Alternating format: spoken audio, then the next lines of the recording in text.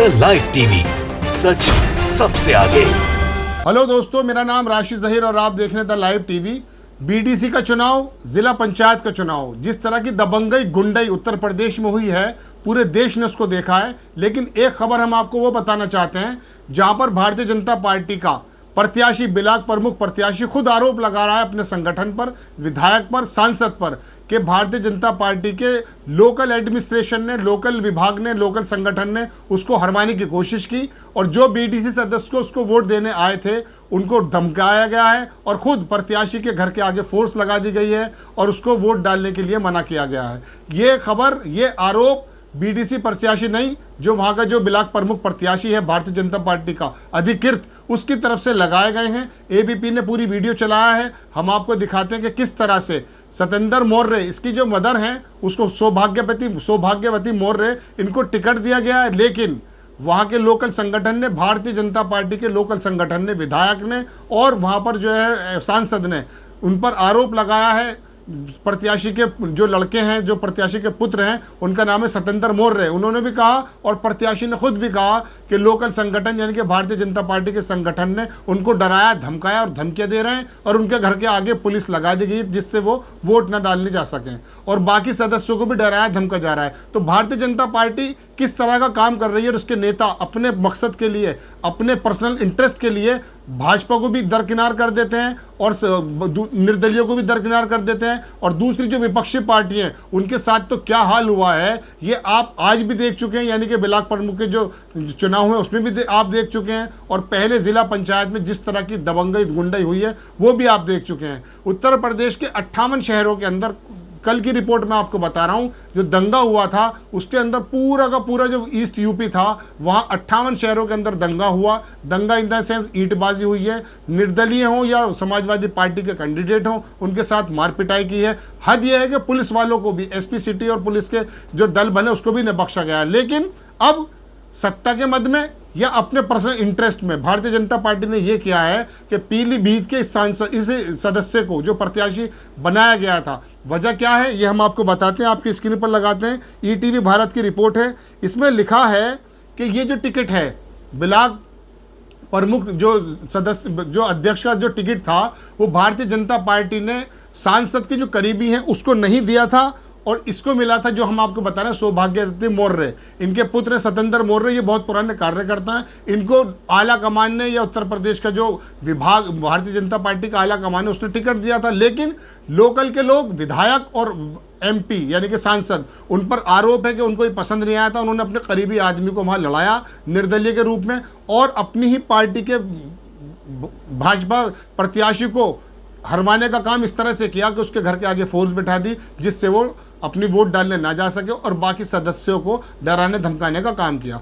तो अभी तक तो ये रिपोर्टें आ रही थी कि विपक्षी दलों को जो है डराया धमकाया जा रहा है, बंधक बनाया जा रहा है या मारपीट की जा रही है या तंत्र के साथ मिलकर जो है गोलीबारी या ईंटबाजी की जा रही है या उनके पर्चे नहीं भरे जा रहे हैं। लेकिन अब खबर यह है कि भारतीय जनता पार्टी के प्रत्याशी को ही लोकल के संगठन ने अपने इंटरेस्ट की वजह से हरवाने का काम किया और प्रत्याशी के घर के आगे पुलिस बैठा दी। वहाँ के विधायक पर आरोप है, वहाँ के सांसद पर आरोप है। तो ये बड़ी खबर है। तो भारतीय जनता पार्टी के नेता कभी भी कुछ भी कर सकते हैं।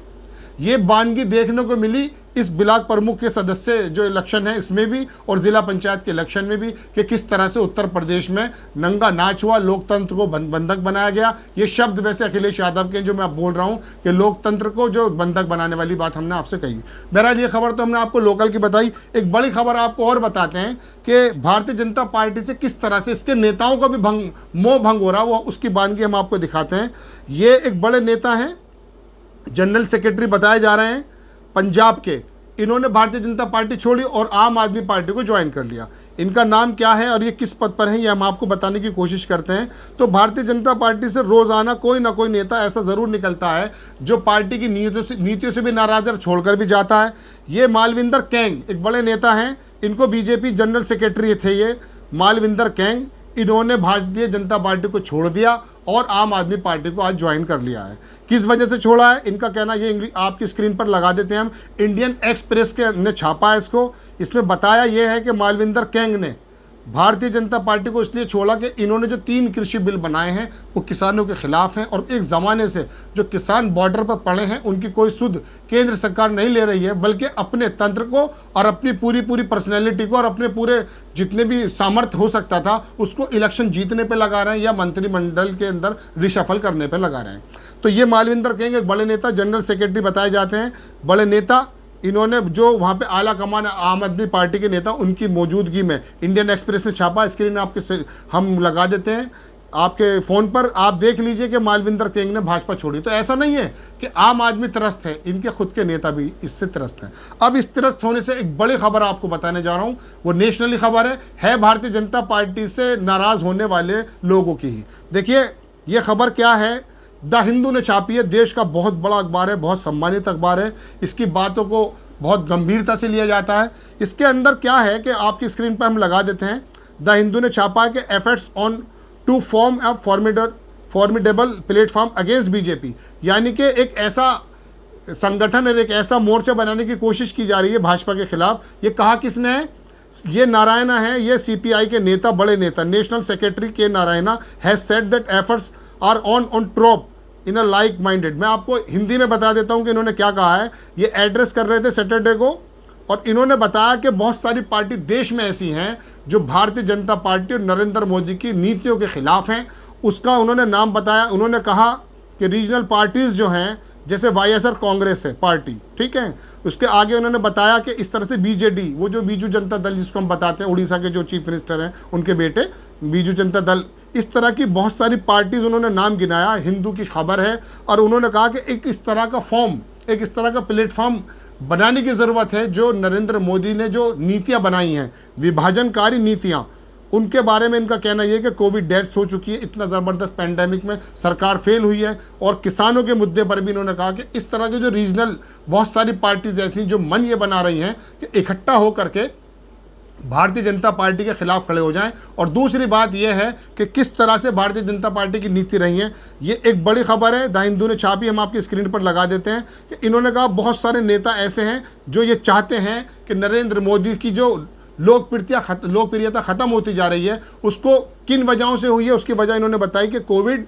और दूसरी बात कृषि जो बिल हैं उनकी वजह से नरेंद्र मोदी की लोकप्रियता ख़त्म होती जा रही है। किसानों की कोई परवाह नहीं है, आम जन की कोई परवाह नहीं है। इसलिए जो रीजनल पार्टीज़ हैं उनके बारे में इनका कहना यह है कि इनकी सबकी सेम आइडियोलॉजी है, और एक मिनिमम प्रोग्राम बना करके एक ऐसा फ्रंट बनाया जा सकता है जिससे भारतीय जनता पार्टी का मुकाबला हो। बहुत बड़ी खबर, सीपीआई के बड़े नेता हैं सत्यनारायण, जिनका नाम हमने बताया आपको, इनका नाम है नारायण से, सत्यनारायण के नारायण, ये सीपीआई के नेशनल सेक्रेटरी हैं। इनका ये बयान है, हिंदू ने छापा है, और बाकी बहुत लंबी रिपोर्ट है, लेकिन हम आपको मोटा मोटा बता देते हैं। आप देख सकते हैं कि जो रीजनल पार्टीज़ हैं उनकी जो सेम आइडियोलॉजी, उसको मिला करके एक ऐसा फ्रंट तैयार करने की बात की जा रही है जिससे भारतीय जनता पार्टी को रोका जा सके। और ये जो विभाजनकारी नीति, जैसा कि इन्होंने बताया है कि वो कृषि को लेकर के, किसानों को लेकर के, और कोविड में जिस तरह का मिसमैनेजमेंट हुआ है उससे सब लोग नाराज़ हैं। तो हमने आपको बताया कि पीलीभीत के अंदर एक छोटी सी खबर है लेकिन बड़ी, भारतीय जनता पार्टी के प्रत्याशियों को हराने के लिए ही भारतीय जनता पार्टी के बड़े नेता शामिल हैं। उसने अपना आरोप लगाया है, उसने अपना रोष जताया है, जबकि टिकट उसको मिल चुका था। तो साबित ये होता है कि भारतीय जनता पार्टी के नेता छोड़कर भी जा रहे हैं, अंदर अगर हैं तो उनके अंदर रोष है, और जो दूसरी पार्टी के नेता हैं वो इकट्ठे होकर के एक ऐसा फ्रंट बनाने की कोशिश में है, जो कि मैंने आपको बताया द हिंदू ने छापा है। भविष्य में किस तरह की प्रॉब्लम्स आएंगी हम आपको बता देंगे। भाजपा ने जो बंगाल के अंदर अपना पूरा संगठन बनाया था वो तो ख़त्म हो चुका है, और दक्षिण भारत की भी बात हम आपको बता चुके हैं, क्योंकि वहाँ का भी लोगों के, वहाँ के जो नेता हैं जयललिता की पार्टी के, वो भी अपना रोष बता चुके हैं।